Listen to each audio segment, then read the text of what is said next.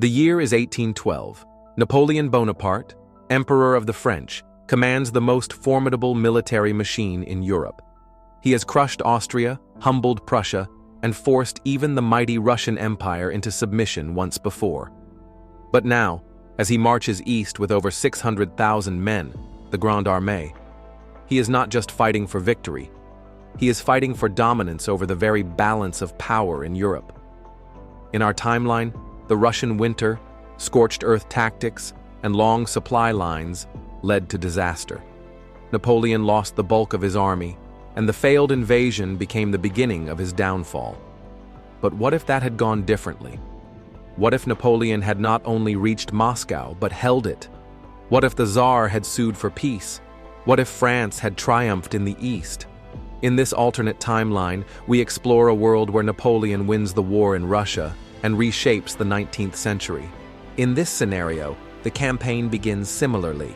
Napoleon crosses the Niemen River, defeats Russian armies at Smolensk and Borodino, and reaches Moscow.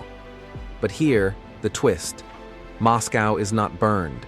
The Russians, knowing the city is too valuable, leave it intact and open to negotiation.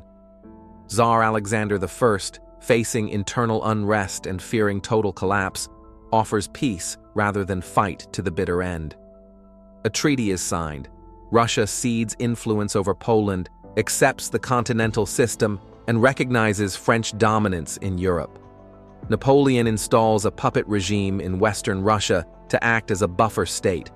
Rather than turning back into the jaws of winter, Napoleon leaves a small garrison in Moscow and returns to Paris before the snows fall. The Grand Armée suffers losses but remains intact. Morale soars. The myth of Napoleonic invincibility continues. This immediate success emboldens French allies and intimidates Napoleon's enemies.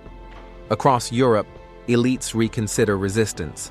Some join him willingly, others are coerced. With Russia neutralized, Austria and Prussia are hesitant to resist. The Sixth Coalition never fully materializes. France's grip over Europe tightens.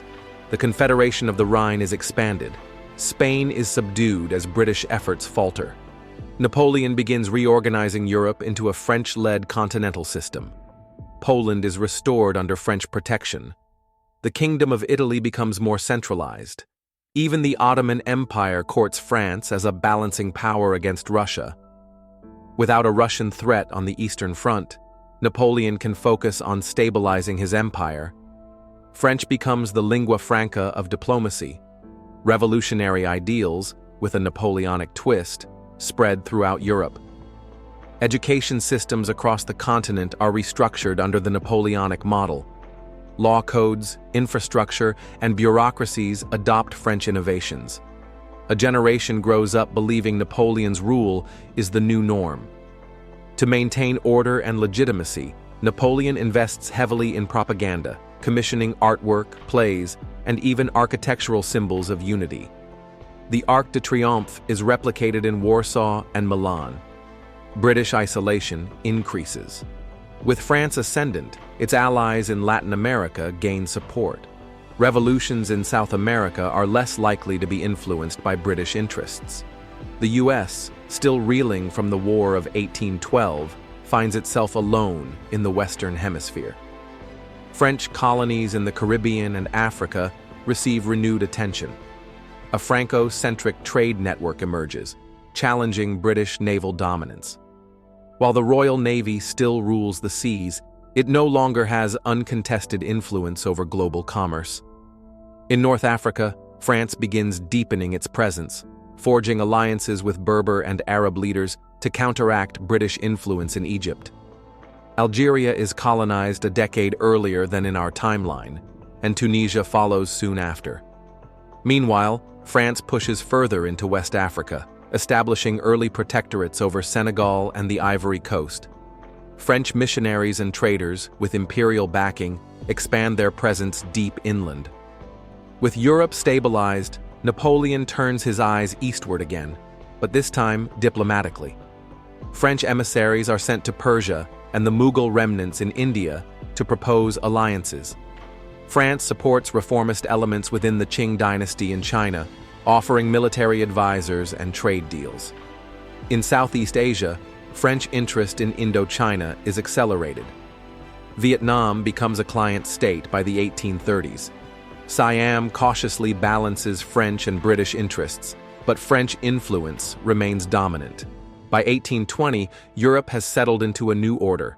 The Concert of Europe is replaced by the Napoleonic Congress, a system of allied monarchies and puppet republics under Parisian oversight. Technological innovation continues, but the political ferment that led to revolutions in 1830 and 1848 is suppressed. Nationalism simmers, but is controlled through strategic autonomy granted to loyal regions. Napoleon enacts reforms to ensure succession. His son, Napoleon II, is groomed as a constitutional emperor. France avoids internal strife, becoming the stable center of the European order. Russia, humiliated, turns inward, delaying reforms and retreating from European affairs. Britain clings to India and maritime trade, but the idea of intervention in continental politics fades. The Catholic Church, once hostile to revolutionary France, re-establishes relations and plays a limited ceremonial role in the new empire. Napoleon carefully balances secular authority with symbolic tradition. Would Napoleon's empire last? Possibly not forever. No empire does. But its legacy would be profound. A united continental Europe under French leadership might delay German and Italian unification by decades. The United States might emerge slower as a global power. The colonial race would take on a new shape, one with France and possibly a loyal Spain taking the lead. The Industrial Revolution continues, but with French oversight and influence. Factories in the Rhineland and northern Italy flourish under Napoleonic economic policies. Railroads follow a centralized pattern, linking Paris to Warsaw, Rome, and Madrid. Napoleon himself might die peacefully, succeeded by a son ruling over a federal European empire. Or perhaps the tensions he suppressed would eventually explode, with France as the new old regime against which others revolt. By the mid-1800s, France's influence stretches from Calcutta to Caracas, from Tunis to Helsinki. The very idea of a nation-state is supplanted by a federated imperial model. In either case, the idea of Europe as a unified, centralized entity under one dominant power begins not in the 20th century, but a century earlier. History was not kind to Napoleon in Russia. But if he had succeeded, the entire 19th century, from industrialization to imperialism, might have looked very, very different. And maybe, just maybe, the phrase liberté, égalité, fraternité would have echoed not just across Europe, but across the entire world.